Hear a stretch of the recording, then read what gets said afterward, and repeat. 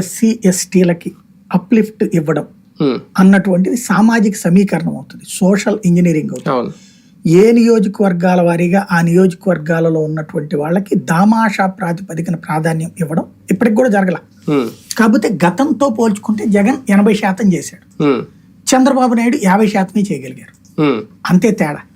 ఇది దామాషా ప్రాతిపదికన వాస్తవంగా కమ్మ సామాజిక వర్గం ఎంత ఉన్నారు, రెడ్డి సామాజిక వర్గం ఎంత ఉన్నారు, లేకపోతే కాపు సామాజిక వర్గం ఎంత ఉన్నారు, బట్ వాళ్ళకంటే ఎక్కువ ఉన్నది ఈ రాష్ట్రంలో 17% వరకు ఎస్సీలు ఉంటారు, 7% వరకు ఎస్టీలు ఉంటారు.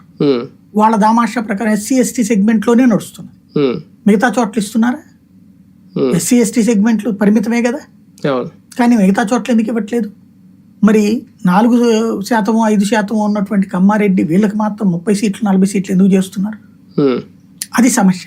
అయితే ఇతను ఏం చేశాడంటే సోషల్ ఇంజనీరింగ్ ని గ్రౌండ్ లెవెల్లో పర్ఫెక్ట్ గా ఇంప్లిమెంట్ చేశాడు. హైయెస్ట్ బీసీ స్కీమ్ ఎంపీ సీట్లు, అట్లాగే ప్రతి పార్లమెంట్ పరిధిలో కంపల్సరీగా బీసీలు దామాషా ప్రాతిపదికన ఎస్సీ ఎస్టీ పోను దామాషా ప్రాతిపదికన బీసీలకు ఇచ్చేటట్టు చూశాడు. దానికోసం సిట్టింగ్ మినిస్టర్ని తీసి పక్కన పెట్టాడు. ఒకవేళ ఫర్ ఎగ్జాంపుల్ నర్సరావుపేట లాంటి చోట్ల అట్లా దొరకనప్పుడు ఏకంగా ఎంపీనే తీసుకొచ్చి బీసీని పెట్టాడు. అంటే సోషల్ ఇంజనీరింగ్ అనేటువంటిది చివరి ఎడ్జ్ దాకా